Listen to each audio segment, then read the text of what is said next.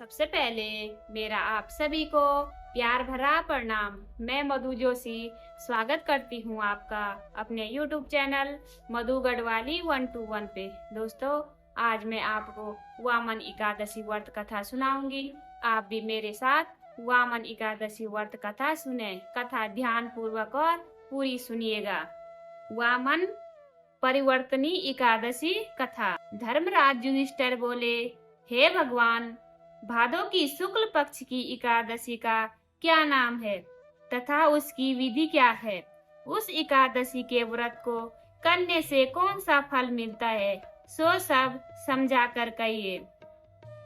भगवान श्री कृष्ण बोले कि हे राजश्रेष्ठ, अब मैं अनेक पाप नष्ट करने वाली तथा अंत में स्वर्ग देने वाली भादों की शुक्ल पक्ष की वामन नाम की एकादशी की कथा को कहता हूँ। आप इसे ध्यान पूर्वक सुनो।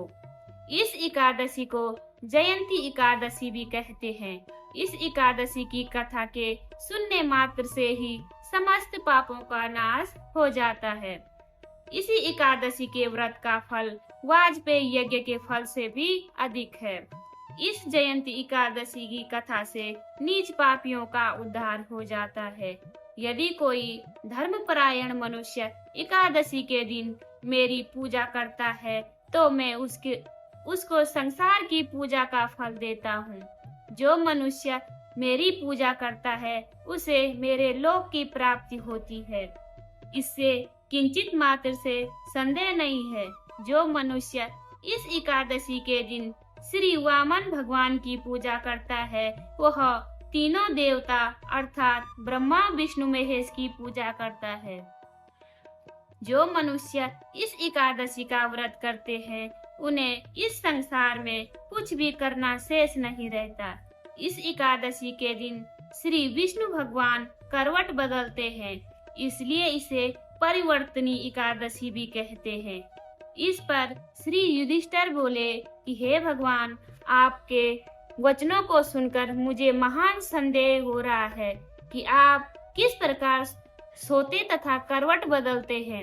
आपने बलि को क्यों बांधा और वामन रूप धारण करके क्या लीलाएं की? चातुर्मास्य व्रत की विधि क्या है तथा आपके शयन करने का मनुष्य का क्या कर्तव्य है, सो सब विस्तार पूर्वक कहिए। भगवान श्री कृष्ण बोले, हे राजन, अब आप पापों को नष्ट करने वाली कथा का श्रवण करो।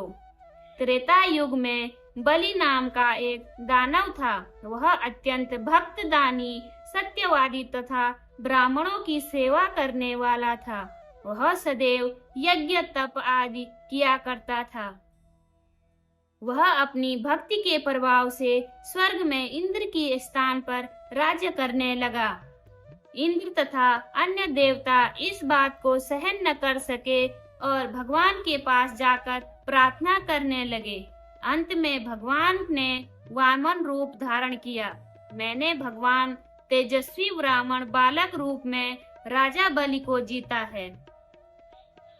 इस पर राजा युधिष्ठिर बोले, हे जनार्दन, आपने वामन रूप धारण करके उस बलि को किस प्रकार जीता, यह सब विस्तार पूर्वक समझाइए। श्री कृष्ण भगवान बोले, हे राजन, मैंने वामन रूप धारण करके राजा बलि से याचना की कि हे राजन, तुम मुझे 3 पग भूमि दे दो, इससे तुम्हारे लिए 3 लोग दान का फल प्राप्त होगा। राजा बलि ने इस छोटी सी याचना को स्वीकार कर लिया और भूमि देने को तैयार हो गया। जब मैंने अपने आकार को बढ़ाया और भूलोक में पैर, भुवन लोक में जंघा, स्वर्ग लोक में कमर, महलोक में पेट, जनलोक में हृदय, तपलोक में कंठ और सत्यलोक में मुख रखकर अपने सिर को ऊंचा उठा लिया। उस समय सूर्य, नक्षत्र, इंद्र तथा अन्य देवता मेरी स्तुति करने लगे। उस समय मैंने राजा बलि को पकड़ा और पूछा कि हे राजन, अब मैं तीसरा पैर कहाँ रखूं? इतना सुनकर राजा बलि ने अपना सिर नीचा कर लिया। उसके सिर पर मैंने अपना तीसरा पैर रख दिया और वह भक्त दानव पाताल को चला गया। जब मैंने उसे अत्यंत विनीत पाया तो मैंने उससे कहा कि हे बलि, मैं सदैव तुम्हारे पास रहूंगा।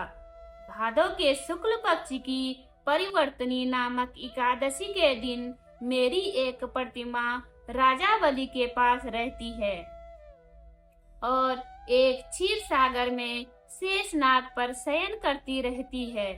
इस एकादशी को विष्णु भगवान सोते हुए करवट बदलते हैं।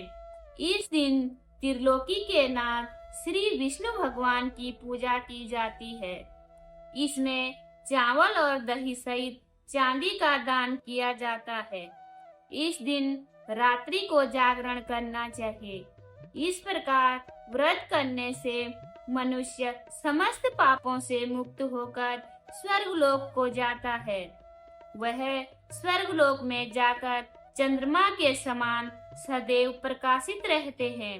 उनको इस लोक तथा परलोक दोनों में यश मिलता है। जो इन पापों को नष्ट करने वाली कथा सुनते हैं उन्हें अश्वमेध यज्ञ का फल मिलता है। बोलिए विष्णु भगवान की जय। उम्मीद करती हूँ आपने वामन एकादशी कथा ध्यान पूर्वक सुनी होगी।